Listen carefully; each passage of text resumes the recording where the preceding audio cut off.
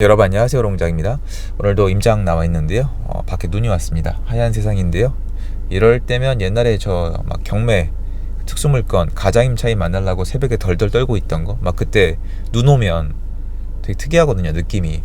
그때 생각이 나고 그때부터 부동산 공부는 진짜 제가 할 수 있는 한 가장 열심히 했던 것 같아요. 그래서 제가 알게 된 게 몇 가지가 있죠. 여러분은 지금 이렇게 안 좋은 시장에서 다 하락한다, 침체됐다고 하는데 제가 왜 이렇게 기를 쓰고 다니는지 궁금하지 않으세요? 그것 좀 말씀을 드릴게요.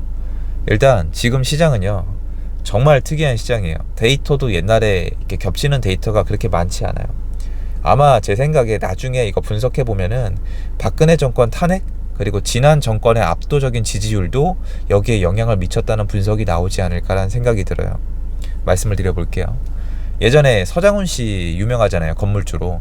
서장훈 씨 건물 지금 제가 봤을 때 400억 넘거든요. 근데 예전에 20억대 중반인 정도에 사셨단 말이에요. IMF 영향권 안에, IMF 터지자마자 산 게 아니에요. 그건 잘못한 거고, IMF 영향권 안에 들어있을 때 산 거예요. 이 영향권이란 얘기가 중요해요. 이 영향권이란 건 뭐냐면 IMF 때문에 금매가 나왔을 때 사신 거예요. 정리하자면 본인이 엄청 잘 산 거예요. 그냥 그게 끝이에요. 본인이 엄청 잘 산 거예요. 그래서 강남에 가면 일부 그쯤에 사신 분들이 지금 시장에 대해서 특이한 견해를 주시거든요. 그거 한번 말씀드려 볼게요. IMF 때는요, 강남 건물뿐만이 아니고 한국 주요 입지의 건물, 땅, 단독, 아파트, 빌라까지 금매가 다 나왔어요. 아파트 가격이 심한 데는 3분의 2가 날아가고 3분의 1 토막이 났어요. 집에 들어가면 극단적일 선택하신 분들도 눈에 볼 수 있고 신문에 나왔던 시기예요. 그 당시 미디어 파워면 아마 극히 일부만 나왔겠죠. 그 정도로 지옥 같던 시절인데, 거래량, 부동산 시장의 분위기를 비교하면은 선배님 세대에게 죄송한 마음이지만 감히 제가 부동산 시장 지금 이 분위기만큼은 IMF랑 크게 다르지 않다라고 말씀드리고 싶어요. 왜 그러냐? 그냥 이것만.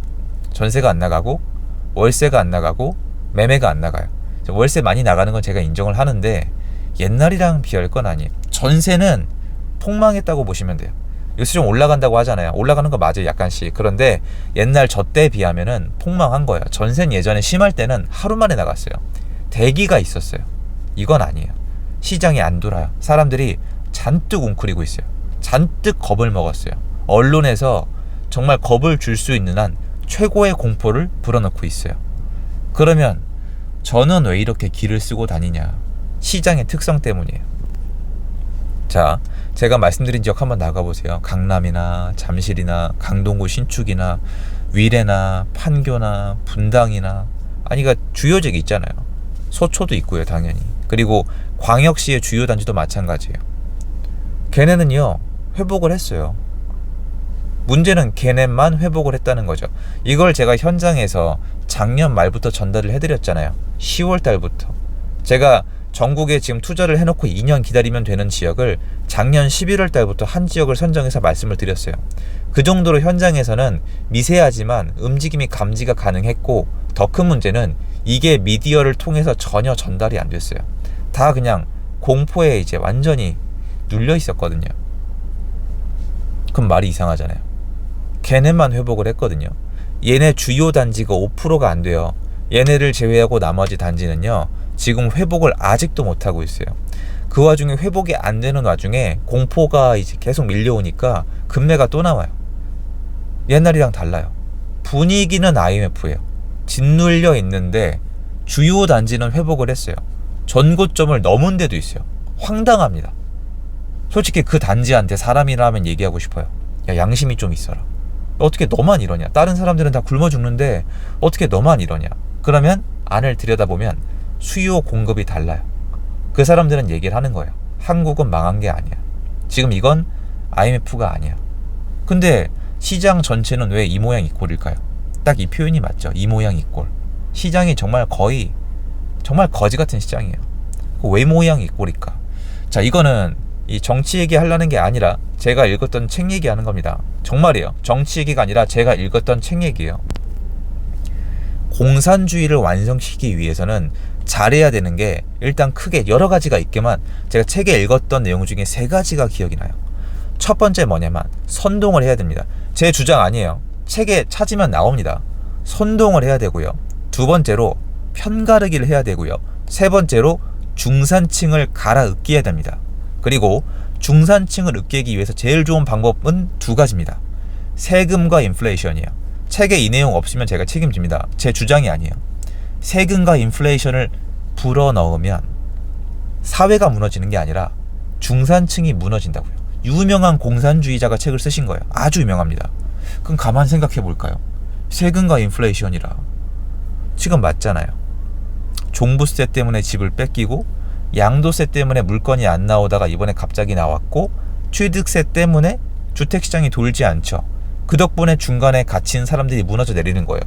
근데 이상하죠. 아까 제가 말씀드린 것처럼 최상위권 아파트, 하이엔드 이 아파트들은 안 무너 내리자거든요. 그럼 저한테 이렇게 얘기할 거예요. 야, 걔넨 부자잖아. 딴 세상 얘기잖아. 걔넨 성공해도 돼. 나는 내 옆에 사람만 성공 안 하면 돼. 얘는 내려와야 돼. 나랑 동급이거든. 이 얘기하고 싶으신 거잖아요. 아니요. 옛날에 IMF 때는 다 망했어요. 다르잖아요. 시장은 똑같이 침체장인데 옛날엔 부자도 망했다니까요. 그래서 서장훈 씨처럼 위로 올라가는 사람들이 나왔어요. 지금 시장에 나올 수 있느냐? 못 나옵니다. 지금은 중급지를 팔고 상급지로 못 가요. 중급지를 팔고 강남에 건물을 못 삽니다. 그런 매물이 나오지 않아요. 강남에 빌딩 내려간다는 그런 기사는 신경 쓰지 마세요. 건물은 원래 왔다 갔다 하고요. 원래 여러분이 생각하는 그런 건물주는 몇 프로 안 됩니다. 주요 기사가 없어요. 몇몇이 호가를 낮췄다, 낮춘 거래를 했다, 큰 의미 없습니다. 그러면 지금 시장은 뭐냐? 중산층이 망한 시장이다. 요 존재 조건 한번 가볼까요? 중산층만 망했다? 어디 보자. 상위권이 가지고 있는 아파트 회복했고 수요도 있고 금매도 이제 안 나와요. 근데 중산층 이하 아파트, 특히 중층 이하, 중하층의 아파트는 완전히 녹아내리고 있죠. 왜 녹아내릴까? 일단 매수세가 없어요. 그럼 왜 매수세가 없을까? 세금, 분위기, 그리고 이자, 이런 것들. 물가가 올라가니까 쓸 돈이 없고 이자가 올라가니까 쓸 돈이 없고 국가가 세금으로 다 뺏어가니까 살 수도 없고 전체적 분위기가 안 좋으니까 살 수도 없고 중산층 이하는 으깨지고 있는 거예요. 근데 어디서부터 이런 시스템이 만들어졌을까요? 지난 정권부터라고 얘기해도 정치적인 발언은 아니겠죠. 저는 이제 지난 정권이 세금을 어떻게 바꿨고 부동산 규제를 어떻게 하는지 알고 있어요. 전 정권 탓할 때가 아니에요. 이제 여러분 확실히 말합시다. 지금 전 정권 탓할 자격이 없죠. 현재 정권 2년 다 돼가요. 뭐 했습니까? 그죠? 진짜 할 말 없는 거예요. 옛날 정권 탓할 때 아닙니다 이제. 하지만 확실한 건 이거죠. 뭔가 전체적 경제가 아니라 그것도 있겠지만 뭔가 시스템으로 일정 계층을 깔아 뭉개버렸거든요. 목적은 뭐였을까? 여기까지는 얘기 안 할 거예요. 그러면 만약 제 얘기가 맞다면요, 이 규제가 바뀌면 어떻게 될까요? 옛날에 걸어놨던 이 시스템이, 많은 분들이 오해하는 것, 정보 하나. 야, 정권 바뀌어서 규제 다 풀었잖아. 뭔 소리야. 정말 1도 모르는 말씀하지 마세요. 규제가 풀렸다고요? 규제를 푸는 척을 했겠죠. 제 말이 틀렸어요? 전 틀렸다고 생각하지 않아요. 댓글 달아주세요. 규제를 풀었다고요? 푸는 척을 했죠. 어떤 사람들에게 인기를 얻기 위해서 푸는 척을 했을 뿐, 시스템을 돌려놓은 건 전체가 100의 규제가 있다면 푼 거는 20%가 될까 말까요? 80% 이상은 그대로입니다. 그래서 시장이 규제로 묶인 채로 지금 7년을 온 거예요. 그러니까 우리가 배운 게 하나 있는 거죠. 국가가 나서서 시스템을 망가뜨려서 7년 정도가 되면은 시장이 완전히 망한다. 대신 정부도 이 대가를 치러야 합니다. 근데 지금은 신경을 안 쓰는 것 뿐이죠. 자, 그런데 이번에 제가 이제 정규 강의 앞당긴 이유를 말씀드렸잖아요. 제가 지금 길을 쓰고 다니는 이유를 말씀드리려고 하잖아요. 만약에 국가가 더 이상 버티지 못하던, 국민이 표를 주지 않는다는 이유 때문에, 또는 뭔가 정권 교체나 아니면 의석수 교체가 있어서 이게 바뀐다면 어떻게 될까요? 지금 시장의 특성 때문에 그래요. 제 말은 지금 시장이, 많은 분들이 경제 여건 자체가, 부동산이 가격이 올라가거나 회복될 수 없다, 거래가 올라갈 수 없다라고 말씀하시는 분들이 계신데 정말 그럴까요? 그럼 경제가 살아나면 올라갈까요? 지금 이 상태로, 지금 이 시스템에서 경제가 좋아지면 다시 시장이 살아날까요? 저는 한계가 있다고 보이는데, 밖에 나와보면 시스템을 바꿔야 돼요. 그러면 그 시스템을 바꿨을 때 우리가 생각하는 것 이상의 역작용이 날 수가 있어요. 왜?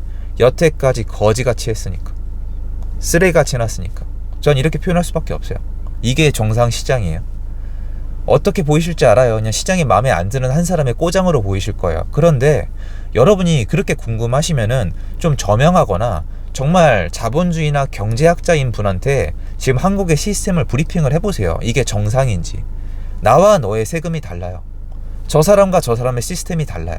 이게 말이 돼요? 누구는 취득세가 1.1%, 누구는 12.4%, 누구는 전세 사기꾼, 누구는 이게 누가 정해요 이거를? 이게 무슨 자유주의예요? 이게 공산주의로 가고 있는 길이지. 그러니까 지금 시장이 이렇게 된 거예요. 근데 이거는 한계가 온단 말이에요. 조건 하나 있죠. 국민들이 어느 정도 동의를 해줘야 돼요. 국민들이 그냥 해보니까 이게 좋다. 그냥 다 이렇게 살자. 야, 하지마. 자, 다 그냥 이렇게 내려앉히고 다 이렇게 가자라고 동의하시면 좋은데, 여러분 이렇게 따지면 이 평화로운 시대를 제가 싫어하겠습니까? 이렇게 못 간다는 게 문제죠. 베네수엘라, 아르헨티나, 그리스 전부 다 보면 나중에 어떻게 됩니까? 나중에 서민들이 다 망합니다. 굶어 죽어요 진짜로. 부자들은 밖으로 나가고요. 아직도 해결 안 됐어요. 거기 있는 분들 먹고 살기 어려워요. 거기서 꼭 일어났던 사건들이 있어요. 특정 세력이 한번 돌풍을 일으키고 이상한 뉴스로 선동이 되고, 그리고 또 뭐 있습니까 여러분? 그거 아무튼 굉장히 규제를 많이 한 다음에 경제 성적이 망가지면 뭐 하죠? 신문에 다 나왔던 거예요. 제 주장 아니에요. 통계 조작을 합니다. 그러면 이런 현상들이 일어나는데, 한국이 이대로 쭉 가면 아마 그런 현상이 일어날 겁니다. 그러니까 국민들의 선택이 남아있는 거죠. 그래서 저는 움직이는 거예요. 왜냐면 저는 변화를 감지하고 있고, 변화가 감지가 된다면 사전에 움직였을 때 역작용으로 생각보다 큰 걸 얻을 수 있다는 생각이 들거든요. 기회를 노리지 않으면 어떻게 투자자라고 할 수 있겠습니까? 그래서 다닌 거고요. 그 정보 나눌 때, 그 정보도 나눌 때 나눠야지 저는 값어치가 있다고 생각을 하거든요. 그래서 다니는 거예요. 그거 좀 말씀드리고 싶었고요. 저는 또 돌아가서 이제 현업에 임하도록 하겠습니다. 추워지니까 감기 조심하시고요. 좋은 하루 되십시오. 감사합니다.